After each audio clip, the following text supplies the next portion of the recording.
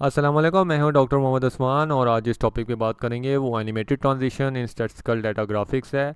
ये हमारे introduction lecture की सीरीज़ का है। तो अभी तक इसको स्टार्ट करने से पहले अगर आपने मेरा यूट्यूब चैनल नहीं लाइक किया है तो आज ही लाइक और सब्सक्राइब कीजिए और आप हमारी वीडियोस के साथ इंटरेस्ट रह सकते हैं। जो हम इस टॉपिक पे बात करते हैं, अगर आपके पास कोई भी ग्राफ हो तो उस पर आप कौन से फंक्शन परफॉर्म कर सकते हैं ताकि वो आपके पास एनिमेटेड ट्रांजिशन में कन्वर्ट हो सके। और इम्पॉर्टेंटली जो भी आपके पास स्टैटिस्टिकल ग्राफ होते हैं जो आपके डाटा को डिस्प्ले करते हैं, तो पहला फंक्शन तो आप परफॉर्म करते हैं कि लॉग ट्रांसफॉर्म आप परफॉर्म करते हैं कि जैसे अगर आपके पास कोई भी आपके पास चीज़ है उसके ऊपर आप लॉग का फंक्शन परफॉर्म करें और उसको ट्रांसफॉर्म कर दें। जैसे ये था आपके पास पहला इमेज, इस पर परफॉर्म किया तो ये आपके पास एनिमेशन या एक ट्रांजिशन के अंदर आ जाता है। उसके अलावा आप इस पर ऑर्डरिंग और सॉर्टिंग अप्लाई कर सकते हैं। अगर ऑर्डरिंग और सॉर्टिंग करेंगे तो आपके पास जैसे ये यहाँ पे सॉर्टेड था उसको ऑर्डर करें तो इस तरीके से आ जाए।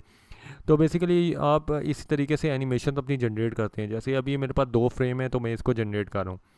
तीसरा हम क्या कर सकते हैं कि हम फ़िल्टरिंग अप्लाई कर सकते हैं अपनी एनिमेशंस के अंदर, जिसके नाम ये कर सकते हैं कि हम डिफरेंट फ़िल्टर्स अप्लाई करें अपने डाटा के ऊपर, हम डाटा को उस तरीके से मूव करें। इसमें देखें हमारे पास 3 फ्रेम्स आ गई। इसी तरीके से हम टाइम स्टैम्प भी कर सकते हैं कि एक महीने का डाटा पहले डिस्प्ले कर दें, दूसरे महीने का बाद में डिस्प्ले कर दें, तो ये आपके पास टाइम स्टैम्प का डाटा आ जाता है। इसके अलावा हम एनकोडिंग भी कर सकते हैं। एनकोडिंग का मतलब होता है एक इमेज की टाइप से आप कन्वर्ट करते हैं दूसरी इमेज के टाइप के अंदर। तो देखें पाई चार्ट से आप कन्वर्ट करके डॉट प्लॉट में भी जा सकते हैं। और जो हमारे पास लास्ट ऑप्शन रहती है उसके हम ये कर सकते हैं, हम डाटा की डायमेंशंस चेंज कर सकते हैं। जैसे हम ये बार ग्राफ से स्टैक बार ग्राफ के अंदर जा सकते हैं और हम उसकी डायमेंशंस मल्टीपल ऐड कर दें, मल्टीपल डाटा को हम डिस्प्ले कर दें। तो आपके पास इसी तरीके से आप इन सारी चीज़ों को इम्प्लीमेंट करते हुए आप जो हैं अपनी एनकोडिंग को चेंज कर सकते हैं एक्सिस के साथ भी, और आप जो है एक्सिस को भी कन्वर्ट कर सकते हैं, एक्सिस को स्केल भी कर सकते हैं। इस सारी चीज़ को अगर मैं समराइज़ करूँगा तो हम क्या काम कर सकते हैं कि या तो हमारे पास डाटा टेबल है उसके ऊपर हम डायमेंशन या एनकोडिंग करेंगे, या तो हम उसको जो है डिस्प्ले कर देंगे विजुअल एनकोडिंग के अंदर।